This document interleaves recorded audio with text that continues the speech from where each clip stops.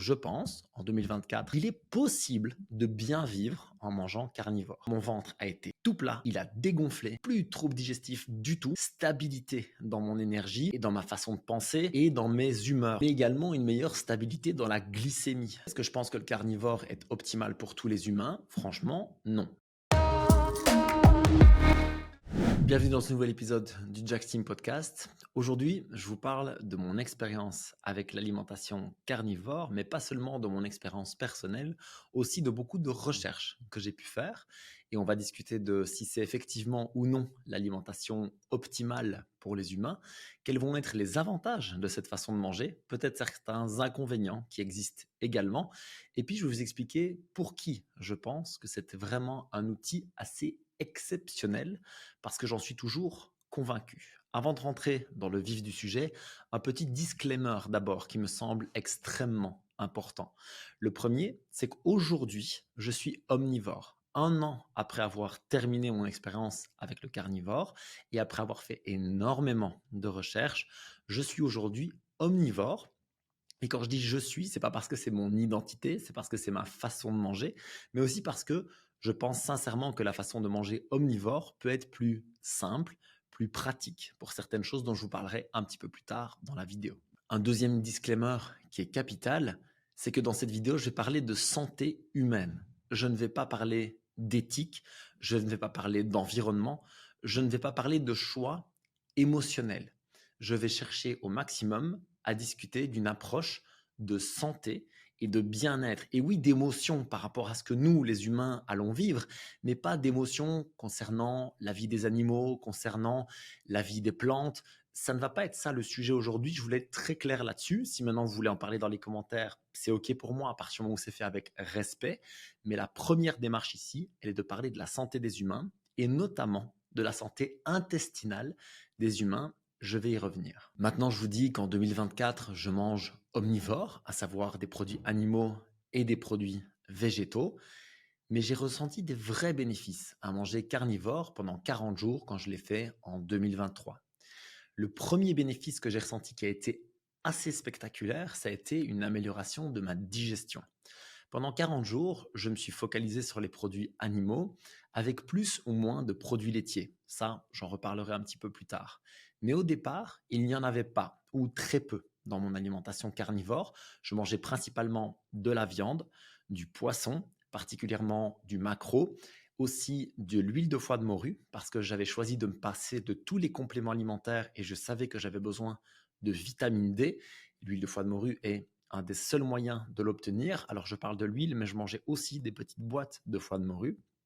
Et puis, je mangeais aussi des œufs, parce que les œufs sont vraiment très riches dans, d'abord, tous les acides aminés dont on a besoin, mais également en certains micronutriments. Et avec cette façon de manger, je me suis retrouvé avec une digestion dingue. En fait, ce qui s'est passé, c'est qu'en 24 heures, mon ventre a été tout plat, il a dégonflé, j'ai plus de troubles digestifs du tout, alors que j'en avais déjà plus beaucoup, mais j'avais quelques petits restes du Noël précédent. Et franchement, voir mon ventre dégonfler autant, aussi vite, c'était spectaculaire pour moi. La seule fois où ça s'est passé aussi fort, c'est quand j'ai fait la low fiber diet, donc une alimentation que j'ai mise au point pour aider les personnes qui ont des problèmes digestifs ou inflammatoires chroniques pour se sentir mieux, au moins temporairement. Le seul inconvénient digestif que j'ai pu ressentir avec l'alimentation carnivore, en fait, c'est pas vraiment un inconvénient, c'est juste que j'étais pas bien préparé à ça. C'est que les 3-4 premiers jours, je suis pas allé aux toilettes. Et ça m'a fait un peu bizarre. Mais l'idée, c'est que parmi la masse de nos selles, une grande partie vient des fibres que l'on mange. Et dans l'alimentation carnivore, il y en a pour ainsi dire plus. Donc forcément, il y a un volume de sel qui est largement moindre. Ça, au fur et à mesure des jours et des semaines, ça s'est assez facilement ajusté jusqu'à ce que je revienne à un transit tout à fait régulier, sans inconfort aucun. Il y a juste les produits laitiers qui ont perturbé un petit peu tout ça. Et ça, j'en parlerai dans la partie des inconvénients de l'alimentation carnivore. La deuxième chose que j'ai observée avec l'alimentation carnivore qui a été spectaculaire, j'ai pas d'autres mots pour moi, ça a été la régulation de mon humeur, cette espèce de stabilité dans mon énergie et dans ma façon de penser et dans mes humeurs. Le fait d'être très up et très down, c'est quelque chose qui me caractérise particulièrement historiquement. Et en mangeant carnivore, j'ai vraiment senti un lissage de cette courbe d'émotion, quelque chose de beaucoup plus lisse, où les highs étaient moins forts et les downs étaient moins forts aussi. C'est-à-dire que j'ai vraiment ressenti le côté où j'étais moins euphorique, mais j'étais aussi moins down, moins entre guillemets dépressif. Et ça, c'était très agréable, je dois le dire, parce que pendant 40 jours, se sentir plutôt bien tout le temps, c'était vraiment très très cool. Les seuls moments où mon énergie a été down, c'est quand j'ai mal digéré. Ça s'est passé avec les produits laitiers. Comme je l'ai dit, ce sera juste après. Avec cette stabilisation de l'humeur, ce qui a été très très cool, c'est aussi la diminution de mon anxiété.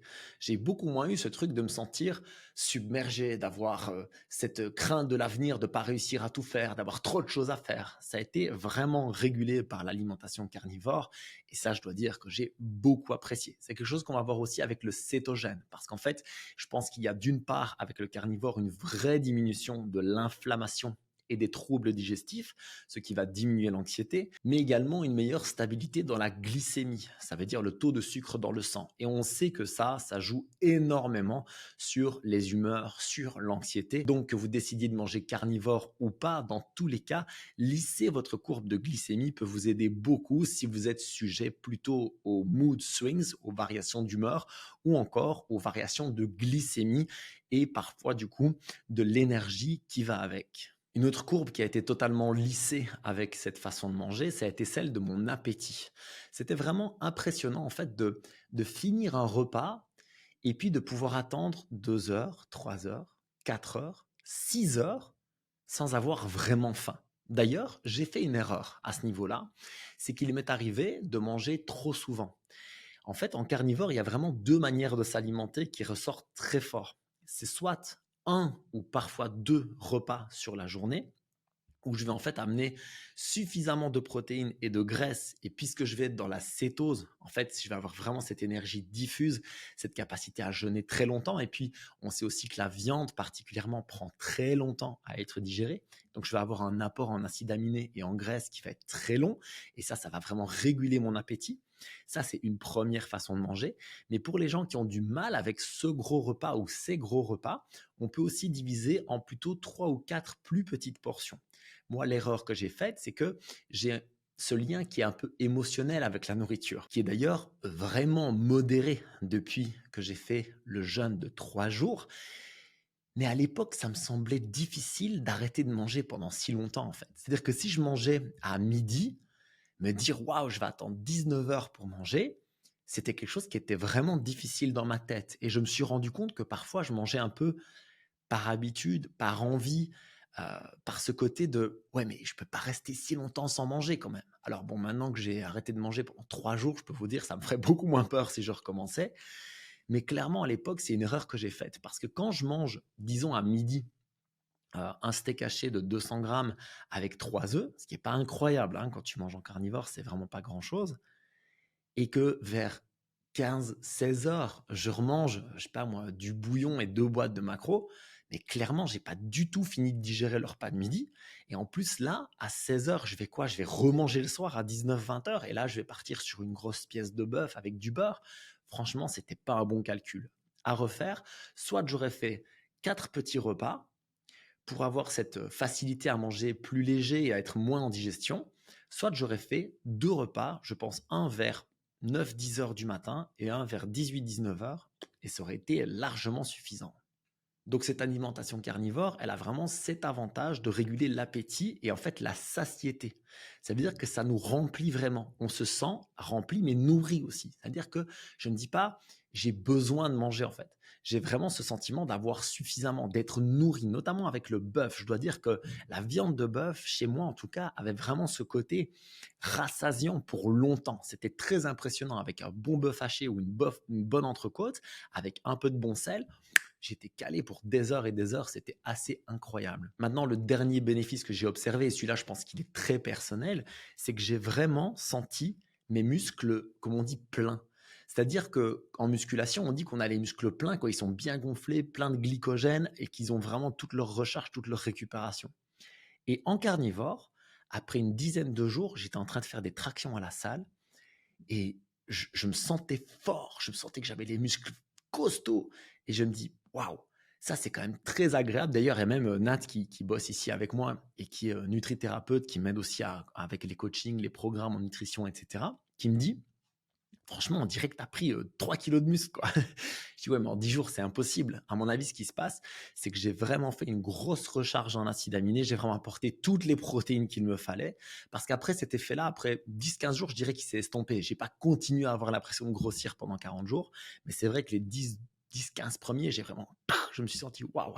Et ça, c'était juste un petit effet secondaire que j'attendais pas du tout et qui a fait plaisir. Par contre, effet négatif à l'entraînement. Maintenant, je vais passer aux inconvénients. Et ça, moi, je les ai ressentis pour de vrai. Notamment, cette incapacité à aller chercher le 100%. C'est-à-dire que quand j'appuyais sur la pédale, j'avais un peu l'impression d'être en fond de pédale assez tôt, quoi, à 80-85% de mon max, de toute mon énergie que je pouvais donner.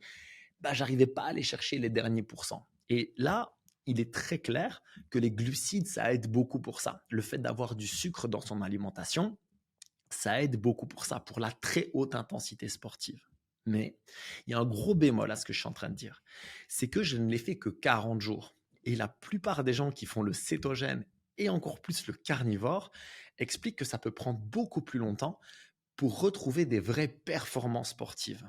J'ai notamment eu une bonne discussion avec Olivier Maria à ce sujet, Low Carb Frenchy sur Instagram, qui lui accomplit des performances incroyables au niveau sportif en étant au régime cétogène depuis très longtemps, mais lui, il y est parfaitement adapté. Et il explique notamment que pendant les premières semaines, voire les premiers mois, il faut accepter d'être peut-être à 70, 80, 85% de ses performances et que c'est seulement au fur et à mesure des semaines et des mois qu'on va pouvoir aller chercher du 90, 95, 100%.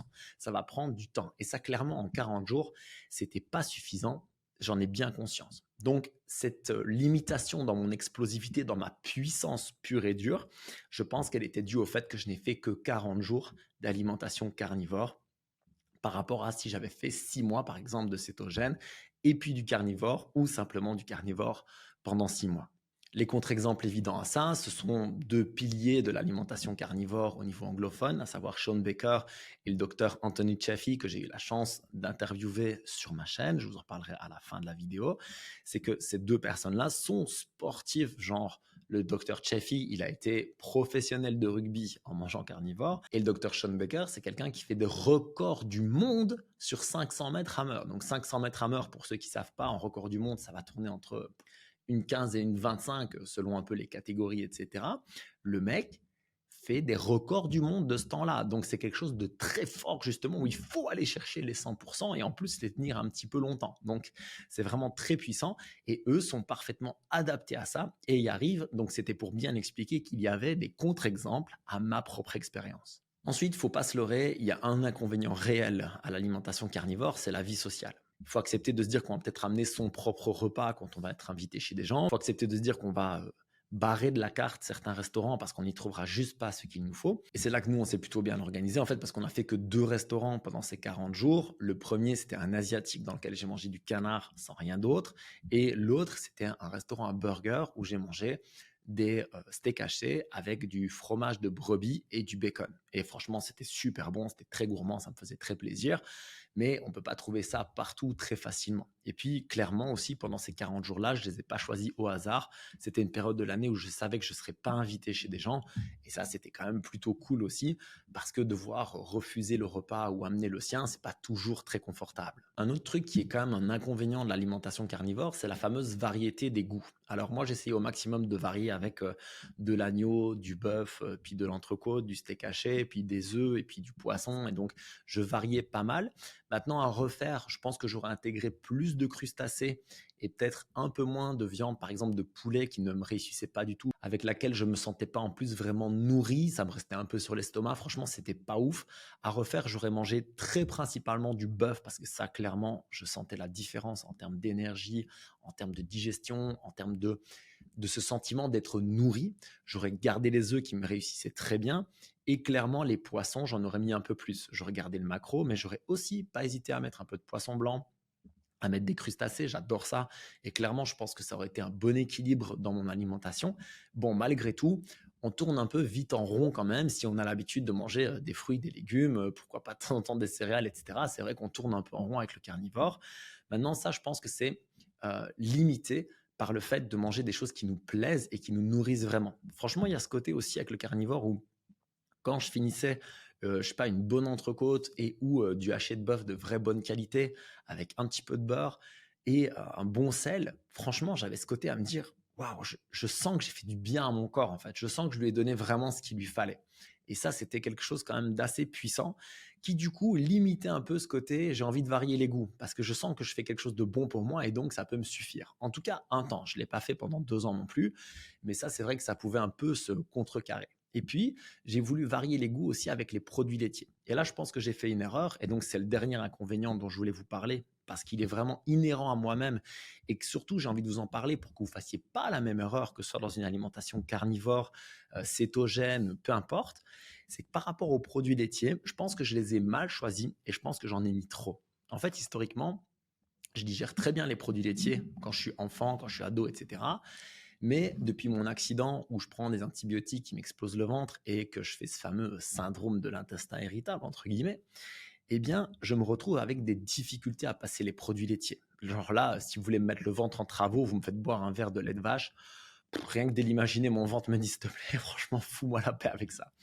Et donc, je me suis retrouvé à réintégrer des produits laitiers. D'abord, le beurre clarifié, le ghee, qui ça passe super bien depuis toujours et qui continue de bien passer maintenant. Le beurre aussi, le beurre de ferme au lait cru, qui a des vertus positives pour le microbiote, qui amène de l'acide stéarique, qui amène des bons acides gras saturés. Quand on est en niveau carnivore, c'est très utile pour avoir de l'énergie. Très bien, avec un peu de sel en plus, c'est juste délicieux. Et puis là-dessus, je mettais aussi un petit peu de fromage affiné. Donc au début, c'était par exemple une petite tranche de comté que je venais faire fondre sur mon burger. Super agréable. Mais le problème, c'est que j'ai commencé à exagérer. J'ai commencé à chercher des produits laitiers un petit peu plus avec des fromages coulants. J'ai commencé à en ajouter un petit peu comme ça en collation, un petit peu le soir, un petit peu à droite, à gauche. Et en fait, j'ai vite vu que mon système digestif n'était pas du tout content et qu'en plus, mon inflammation remontait. Je commençais à avoir un petit peu des selles pas terribles, je recommençais à avoir le ventre qui gonfle, je recommençais à avoir de la fatigue, un espèce de coup de mou comme ça qui est vraiment très désagréable. Franchement, à refaire, j'aurais pas du tout procédé de la même manière avec les produits laitiers. Et là, j'ai eu une bonne discussion avec le docteur Chaffee justement sur le sujet, où il explique que selon lui, dans une alimentation carnivore, soit les produits laitiers sont à retirer, soit on va les garder un peu comme condiments. Ça veut dire qu'une fois de temps en temps, je vais mettre, comme je le disais, une petite tranche de fromage de brebis qui va fondre sur mon steak haché le week-end pour me faire plaisir, ou je vais manger un petit peu de parmesan râpé, je sais pas, parce que j'adore ça, mais ça va être vraiment occasionnel. Maintenant, certaines personnes fonctionnent très bien avec les produits laitiers. Dans tous les cas, je vous recommanderais d'y aller extrêmement progressivement et de ne pas les compter comme première source d'alimentation, plutôt comme un accessoire, plutôt comme un accompagnement et de voir comment vous réagissez avec objectivité. Comme je le dis, maintenant avec le recul que j'ai sur la situation, je n'aurais pas du tout mangé autant de produits laitiers. J'en aurais gardé un petit peu, certes, et surtout, j'aurais gardé vraiment ceux que je digère le mieux, à savoir le beurre clarifié, le beurre et aussi un petit peu de fromage affiné. Mais franchement, ça aurait été tout. Peut-être que j'aurais tenté un kéfir de lait de brebis cru si j'avais trouvé ça, mais dans ma région, c'était vraiment pas facile à trouver. Mais j'aurais pas forcé les choses, en tout cas comme j'ai pu le faire à l'époque, parce que je pense que c'est pas quelque chose qui m'a fait du bien. Maintenant que je vous ai parlé des avantages et des inconvénients, il me semble très important de mentionner une chose. Je pense, en 2024, après 2 ans de travail, de recherche, d'observation, et le fait de l'avoir essayé moi-même et d'avoir coaché des gens sur le sujet, qu'il est possible de bien vivre en mangeant carnivore. Attention, je ne suis pas en train de dire que c'est l'alimentation optimale pour tout le monde. J'ai dit que c'était possible. Tout comme d'ailleurs, en 2024, il est possible de manger vegan, alors que si l'on mangeait uniquement vegan dans la nature, on ne pourrait pas survivre parce qu'il manque certains nutriments essentiels à notre corps, dont en 2024, on peut se passer dans l'alimentation parce qu'on va les prendre en complément alimentaire, mais il est évident que l'alimentation vegan, 100% vegan dans la nature, ne serait pas possible. Et ça, c'est la preuve pour moi que cette alimentation est possible sans être optimale au niveau santé humaine, je le répète. Maintenant, je le redis aussi, est-ce que je pense que le carnivore est optimal pour tous les humains? Franchement, non. Sincèrement, je ne le pense pas. Je pense par contre que ça réussit beaucoup à certaines personnes et je pense même que ça peut être un outil parfois nécessaire dans certaines améliorations de santé. Et là, je pense particulièrement à deux cas. D'une part, les maladies inflammatoires de l'intestin, comme le syndrome de l'intestin irritable, comme la maladie de Crohn par exemple, qui, on peut le voir sur le terrain, voir leurs symptômes largement améliorés, voire totalement en rémission, quand on passe sur soit une low fiber diet, comme j'explique, donc une alimentation qui est principalement sur les produits animaux avec des fibres autour, mais qui sont très faciles à digérer et en petite quantité. Soit quand on les met carrément sur du carnivore, on a des personnes qui vont 100% de rémission des symptômes, qui se sentent largement mieux. Après, on va discuter de comment partir de là et réintégrer des aliments et réentraîner notre microbiote à digérer beaucoup de choses. Mais en tout cas, c'est quelque chose vraiment qui est un bon outil dans ces situations-là. Et après beaucoup de recherches et d'observations, je constate que c'est la même chose dans le cas des maladies auto-immunes.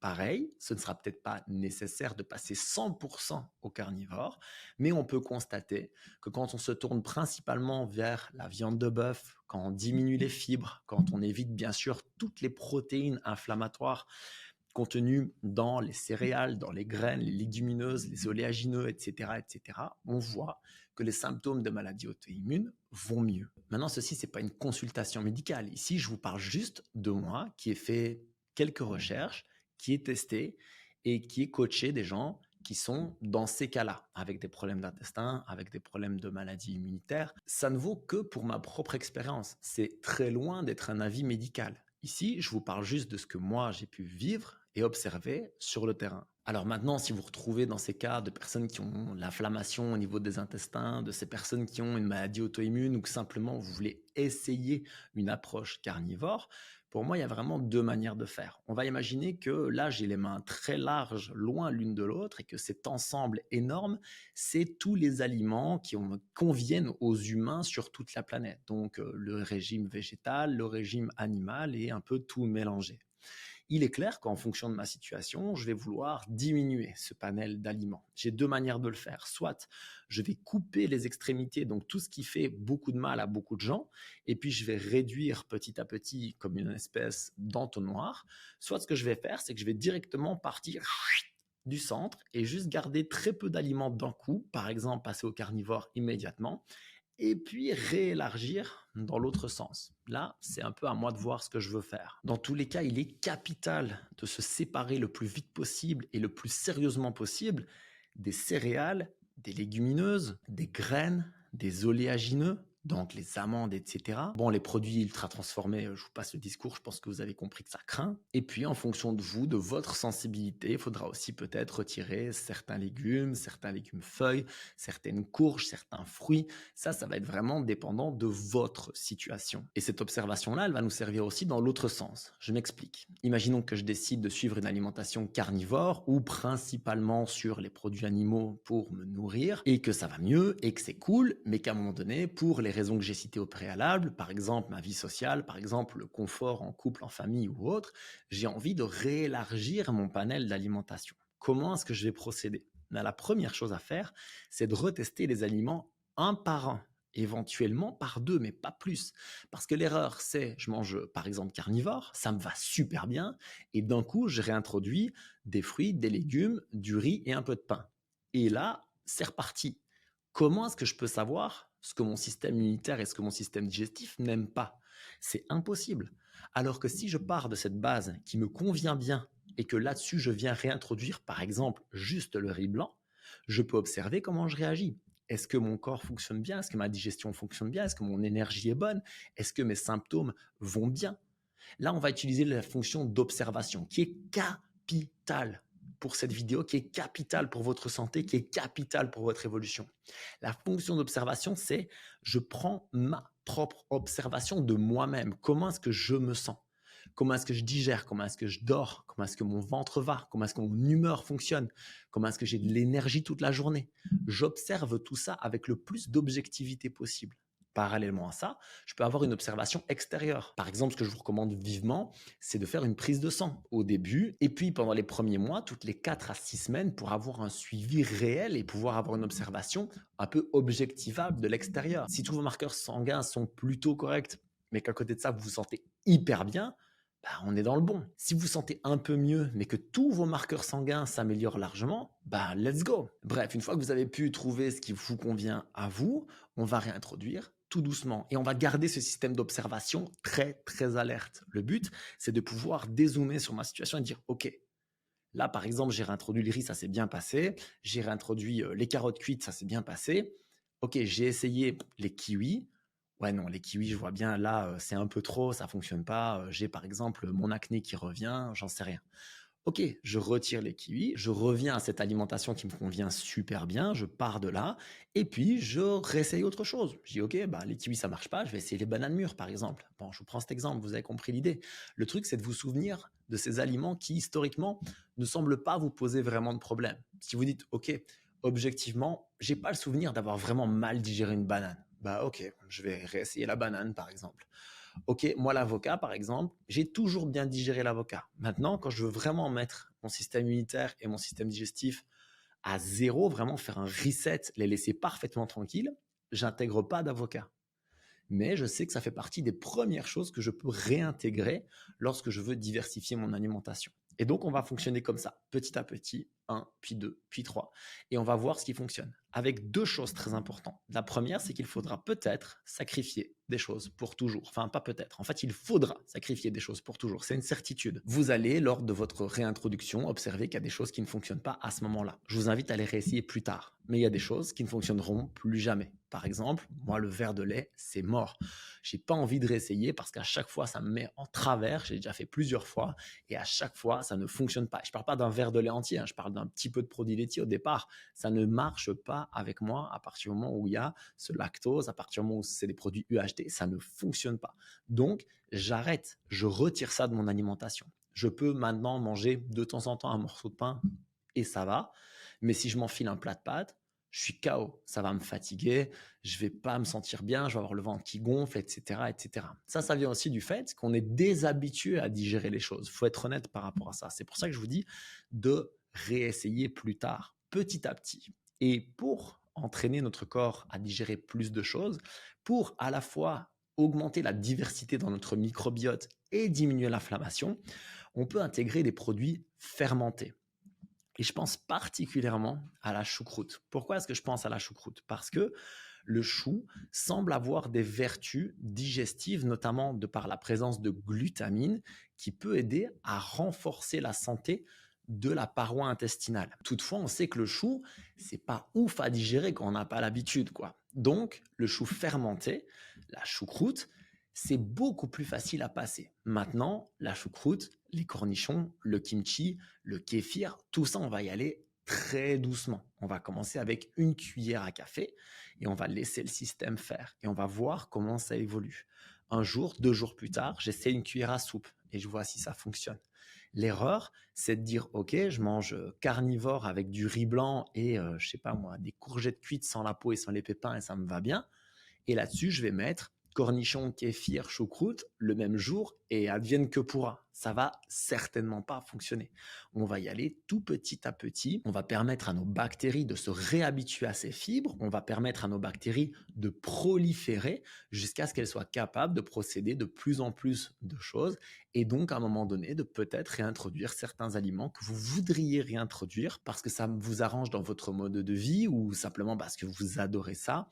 Dans tous les cas, avec ce système de réintroduction progressive et de réentraînement du microbiote, vous avez plus de chances de votre côté d'avoir une alimentation plus variée. Je prépare une vidéo sur le sujet justement de, je mets des gros guillemets, l'alimentation humaine optimale. Et si c'est un sujet qui vous intéresse, je vous invite à vous abonner soit au canal de podcast sur lequel vous écoutez, soit à cette chaîne YouTube. J'aimerais aussi, si vous en avez l'occasion, que vous me disiez en commentaire votre façon de manger à l'heure actuelle. Ça m'intéresse beaucoup et aussi de savoir si vous avez des résultats positifs avec ça.